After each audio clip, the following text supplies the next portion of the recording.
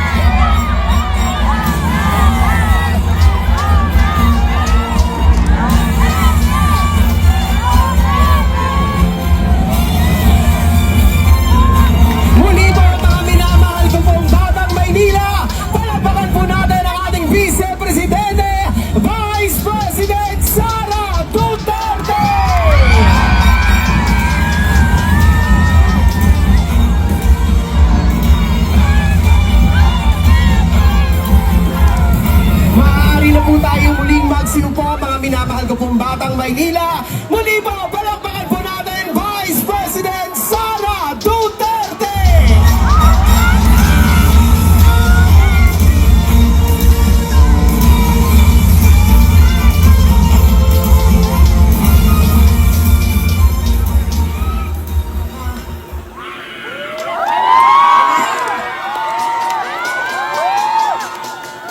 Assalamualaikum warahmatullahi wabarakatuh. Madayaw, mayong gabi kaninyong tanan. Magandang gabi sa inyong lahat. Kinsay kasabot dinhi.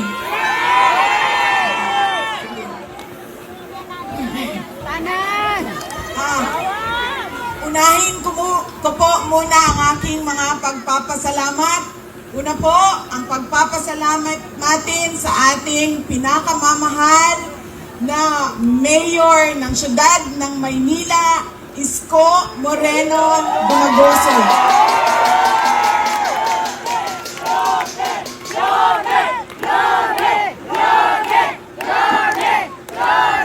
Nagpapasalamat po ako sa kanya dahil ipinahiram niya po ang inyong entablado at ang inyong mikropono para po sa mga senador ng Duterte. Maraming salamat, Mayor.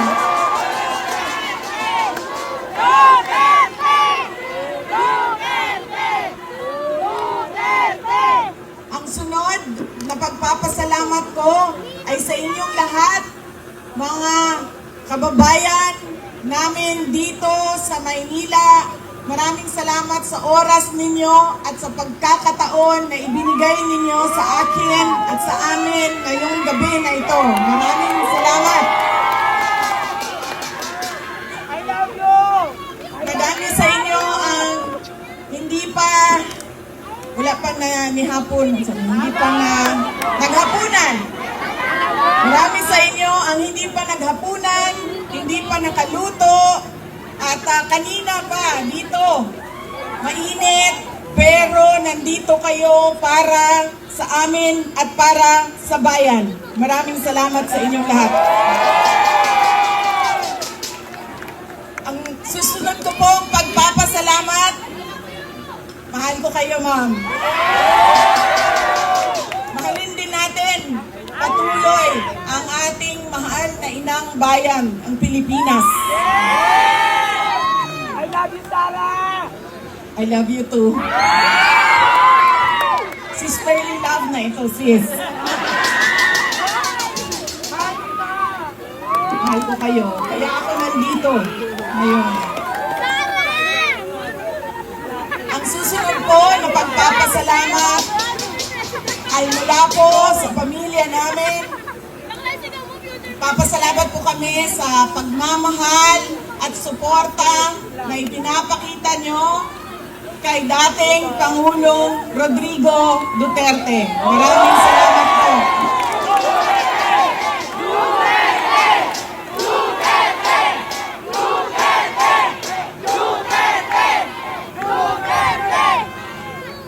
Marami po sa inyo ang nag-celebrate ng kanyang birthday noong March 28, 2025. At kami po ay taus-puso nagpapasalamat at masaya dahil nakiisa kayo sa kanyang 80th birthday celebration.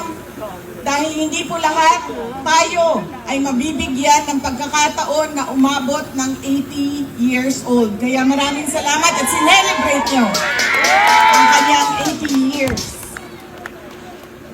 Ang susunod na pagpasalamat ay mula po sa akin.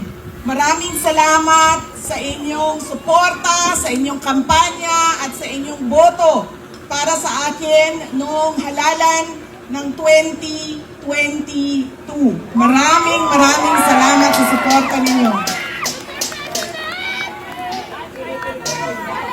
At syempre, ang aking pagpapasalamat pa rin sa patuloy ninyo na pagtitiwala sa akin at sa aking mga kasamahan at sa aming opisina, ang tanggapan ng pangalawang Pangulo ng Pilipinas. Maraming salamat.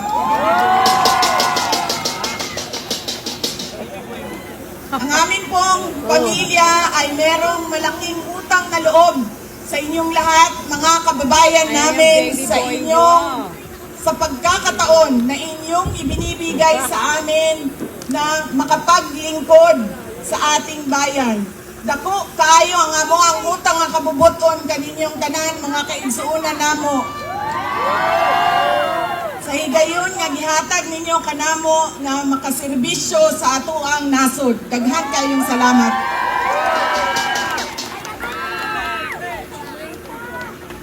Ang susunod po ay mga kampanya po ako sa inyong lahat sa Manila.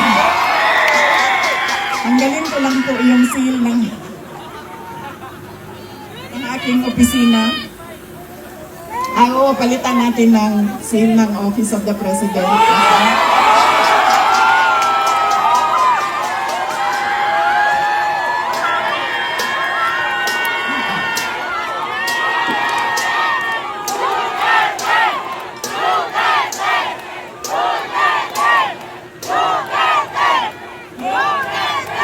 Tinanggal ko lang kasi iba kasi yung opisina, iba din yung pangangampanya. Pero kung sa Pangulo lang, pumili na lang kayo. Si Isko Moreno o si Sara Duterte, wala kaming problema.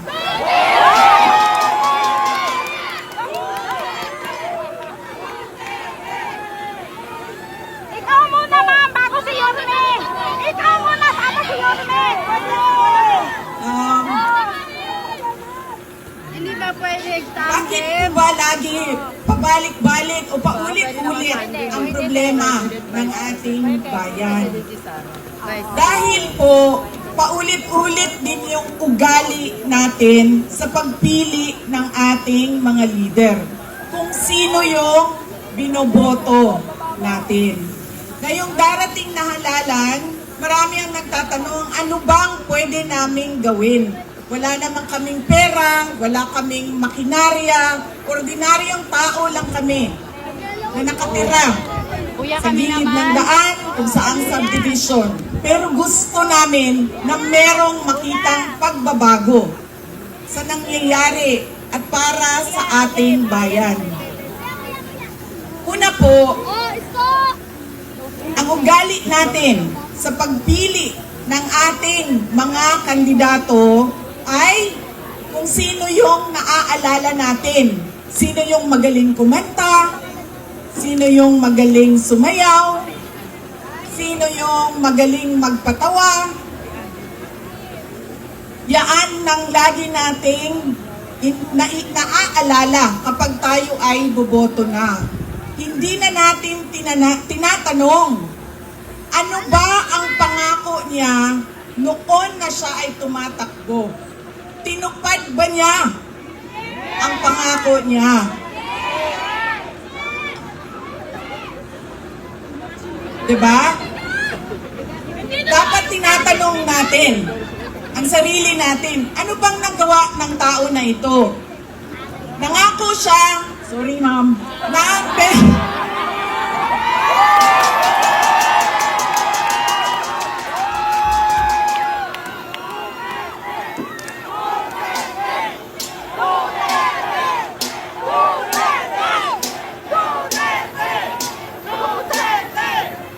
alam niyo, paano ko ba sabihin ito?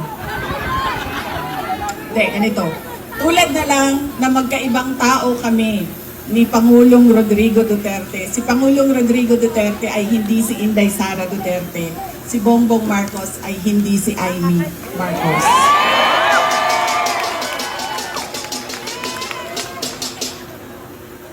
Ito, hindi na ako nang paalam sa'yo. Sasabihin ko na, ano naman, sige maling. Tanggalin na lang natin ito. Okay lang sa'yo? Mura siyang matuwan.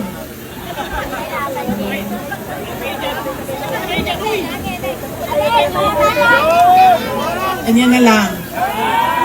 Para din makita ninyo na pumayat na ako. Salamat, Martin Romualdez! Pumayat si Inday Sara!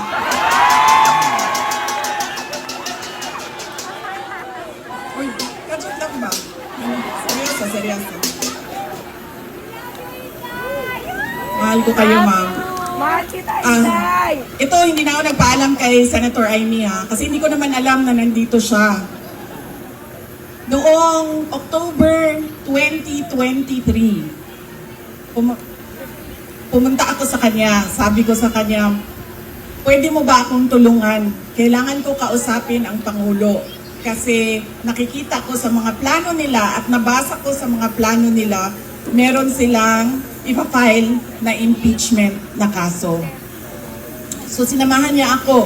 Ito yung araw bago umalis si dating Pangulong, si Pangulong Bongbong Marcos.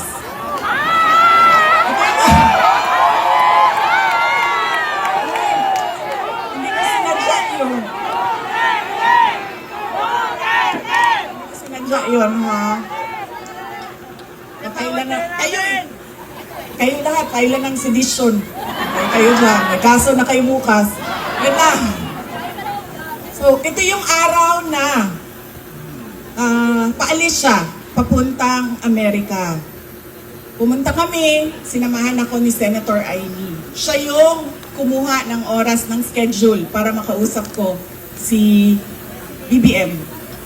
Noong nandun na kami, binanggit ko sa kanya ang impeachment. Pero hindi yung impeachment ang gusto kong marinig ninyo na kwento ngayong gabi na ito. Doon sa pag-uusap naming tatlo, kaming tatlo lang yun pasensya na silang dalawa. Marites yung nandoon sa harap, nilang dalawa. Nag-uusap kaming tatlo, nabanggit ni BBM ang pag-amenda ng konstitusyon. At sinabi niya na, madami siya sinabi, pero ang gist ng sinabi niya ay, we will just amend. Kasi English man sila pag mag-istorya, no? So ako dito, anak, kuya Waning, in English, we will just amend the economic provisions of the Constitution. Nakirinig ko at nakita ko talaga na sumagot si Senator Amy.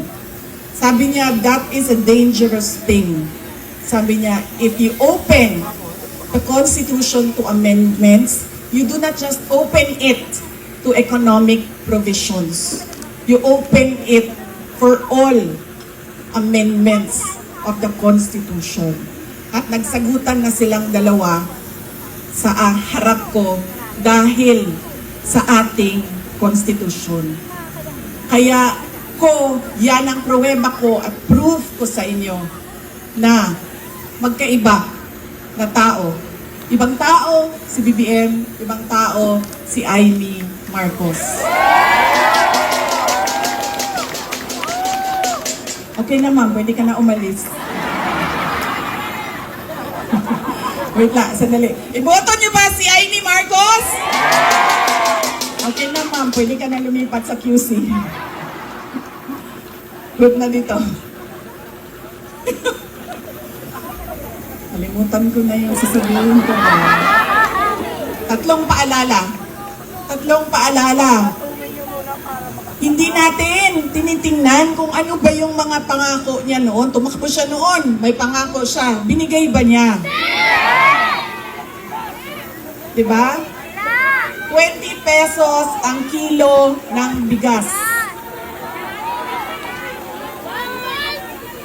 Tapos ngayon, okay na daw. After 3 years, 3 taon ng campaign promise o pangako sa eleksyon, ibibigay ngayon.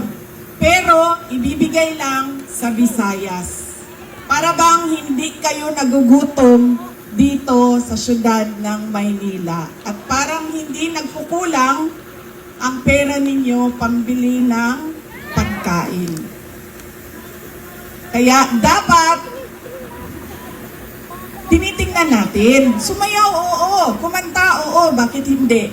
Pero tinitingnan natin. Ano ba ang pangako? Binigay ba o hindi? Bakit hindi binigay ang pangako? Dahil nagsinungaling? O dahil hindi talaga maibigay? Pa?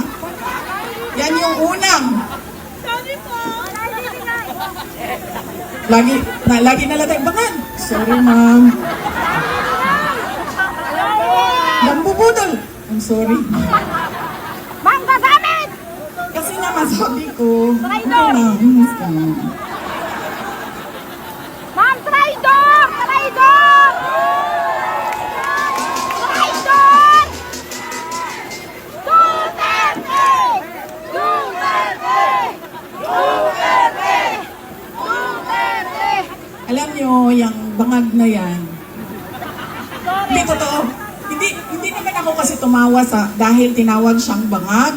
Andun ka din, di ba? Hindi ako, kasi sa Bisaya, ang bangag, di ba? Bangag, bangagan, bangag. Oo. So, pag sinabi mong bangag sa Bisaya, hindi siya adik. Butas! Ang sabi ko, kida. Butas! Diba? Butas! Buslot! Oo. So, hindi talaga ako natawanan, tinawag siyang bangag. Kasi sa Bisaya, ang bangag ay butas. Hindi, at saka sa slang, ang bangag is yung private part ng babae.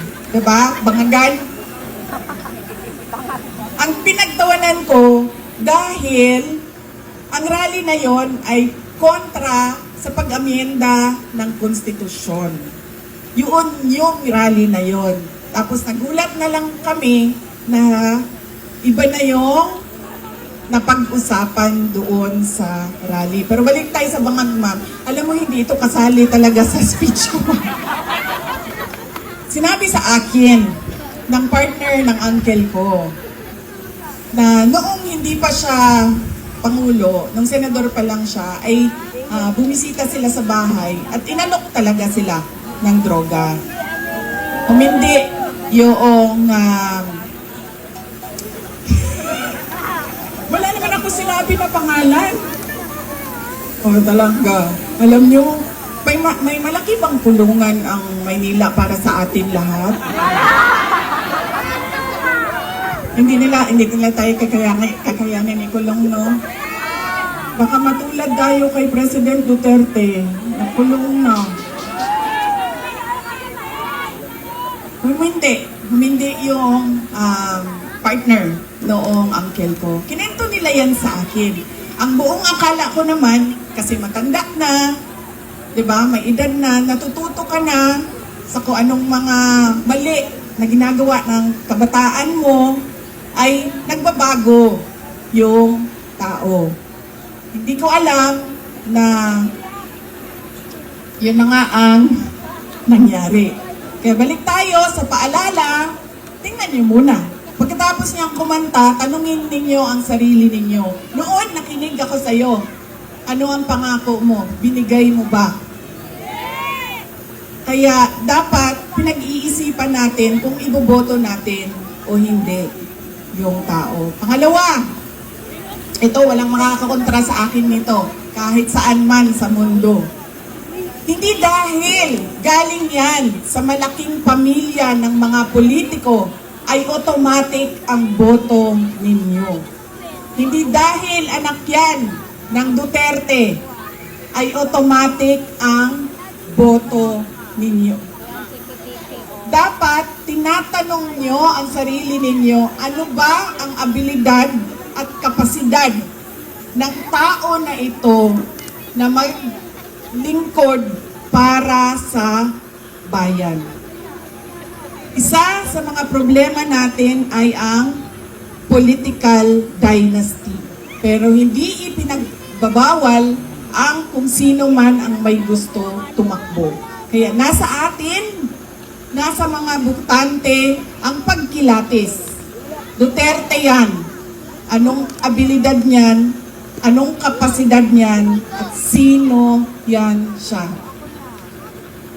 Pangatlo, at huling problema natin, paulit-ulit, behavior, ugali natin sa eleksyon, sa halalan, ay yung palitan ng boto at pera. Dahil ilang beses na kayo tumanggap, magkano bilihan ng boto dito? 1,000? 1,000? Grabe, 1,000 lang? Galing ang, bigas ang ano dito, palitan. Oh, ilang kilo? 5 kilo, so magkano yun? 250? Mga 1,300 total ngayon ang bili. Alam mo, lugi kayo. Taasan niyo yung presyo ninyo. Kasi galing ako doon sa Bacolod kahapon. Tinatanong ko, magkano bili ng boto dito? Noong 2019 daw, 2,000. 2022, 3,000. See? Sabi ko, taasan niyo ang presyo ninyo.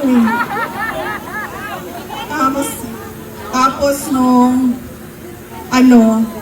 ito daw, itong eleksyon na ito, 2,000 to 3,000. Sabi ko, hindi niyo pa alam kung magkano kasi wala pa namang bilihan.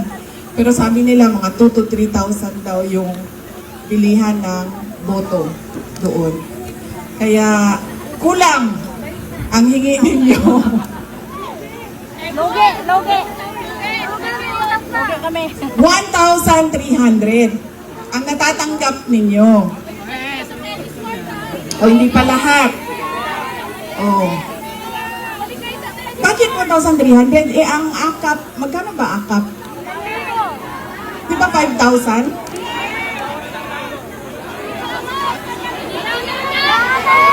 3,000?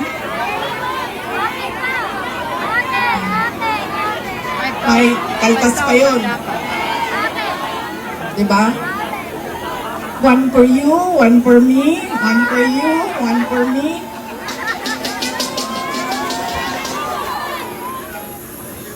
Alam niyo, hindi namin ginagawa yan sa Davao. Alam niyo bakit? Nawawala kasi yung respeto ng tao sa isa't isa. Sabihin ko sa inyo kung bakit mamaya nawawala yung respeto. Sana po. Kabilihan ang boto. Yan. Ilang eleksyon na kayo tumanggap ng 1,300? Ilang eleksyon na tumatanggap ang mga botante ng Pilipinas ng pera kapalit ng boto nila. Pero bakit mahirap pa rin ang ating bayan? At bakit hirap pa rin kayo bumili ng bigas? nila. Kasi dapat, kung akap yan at galing yan sa gobyerno, tanggapin nyo, pero tanungin nyo naman yung sarili nyo. Ang nagbigay ba nito ay karapat dapat maging leader ng bayan natin? Dahil malamang ipusta ko yung isang paa ko, hindi niya pera yang binigay niya sa inyo. Pera yan ng bayan. So, tanggapin. Dahil tulong yan ng bayan. Huwag matakot kung iba ang iboto.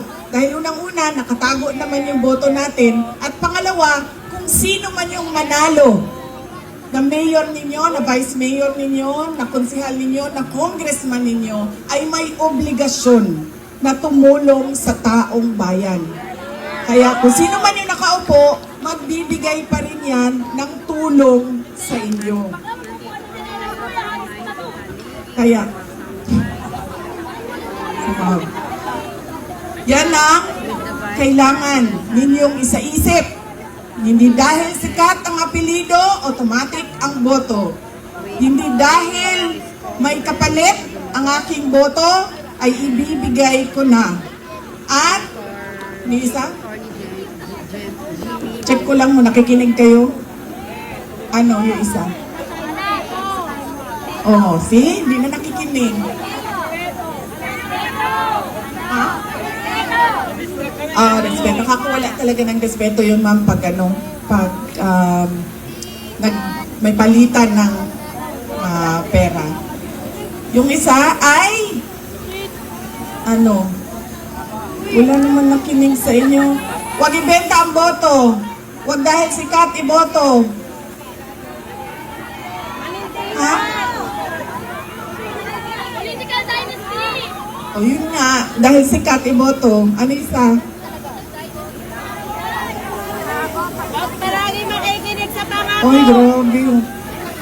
Ang dami-dami ninyo. Dalawa lang maalala ninyo. Ang ganda mo Ano wala pa?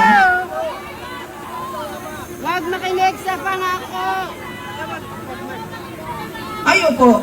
Oo, nagpapasalamat tayo kay Mayor Isko Moreno Dumagoso. Huwag maniwala sa pangako daw. Lugi sa bayan. Ano? Oh. Daniel, ano? Oh, ano yung isa? Check ko lang, nakikinig ka.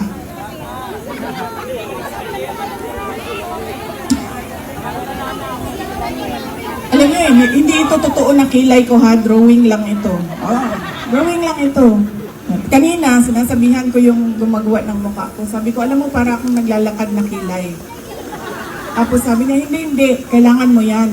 Kasi pupunta ka ng rally. Doon sa malayo, hindi ka makikita kung wala kang kilay. Sabi ko, ganun ba yun? Sabi niya, oo, kailangan may mata ka, may kilay ka kasi hindi ka makikita. So yung mga walang makeup at walang kilay dyan, hindi po kayo nakikita. Hindi namin kayo nakikita. Pero hindi joke yan ha, totoo yan, nangyari yan doon kanina kasi ayaw ko yung kilay. Drawing na naman tayo. Ano, wala? Ano ka?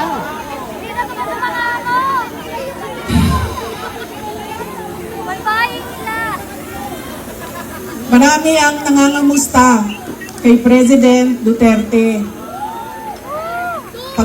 Kung saan man ako pumupunta, nangungumusta sila lahat. Tapos nagpapasabi pa sila, kanina, meron ilan dyan sa likod na pakisabi, kamusta kay Tatay Digong. Kahit hindi ko siya kilala, lagi yung mga tao, hindi ko kilala sa pangalan, sasabi nila, pakikumusta kay Tatay Digong. Ayun. Siya po ay nakakulong.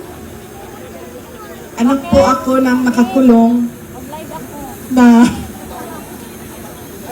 at okay naman siya. Madami din ang nagtatanong, kamusta na si Tatay Digong? sinasabi ko, lagi okay naman siya. Ang problema lang ay hindi siya marunong maglaba, magluto, at maglinis ng kwarto. Dahil yon ay ginagawa sa kanya lagi ng mga asawa niya. Madami pong asawa ang aking tatay.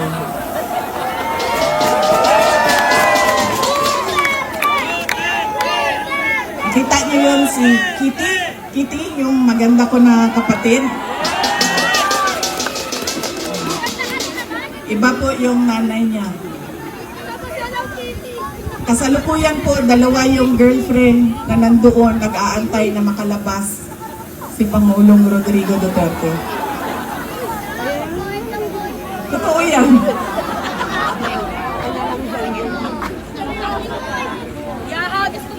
Oh ma'am, hindi daw nila kinidnap yung hindi daw nila kinidnap si Pangulong Rodrigo Duterte. Hindi daw kidnap ang tawag doon. Sige, okay na lang. Hindi na kidnap ang tawag doon. Ang tawag doon, ninakaw nyo sa amin. Ninakaw nyo sa amin si Pangulong Rodrigo Duterte. Dahil siya ay propriedad o property ng syudad ng Davao. Dahil siya ay magiging mayor namin doon at kinuha ninyo siya at ninakaw ninyo dito. Pwede na ba yun, ma'am? Hindi daw kidnapping yan eh. Nakawan na lang. Ninakaw ninyo sa amin. Sa mga nangangamusta, ay meron kaming maliit na video presentation sa inyo. Sigurado ka ba, ma'am, na hindi ka aalis?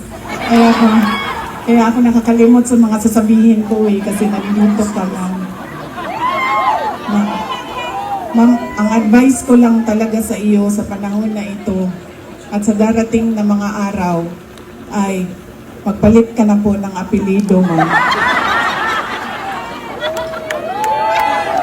Ay, sorry, Romualdez pala ang middle name mo.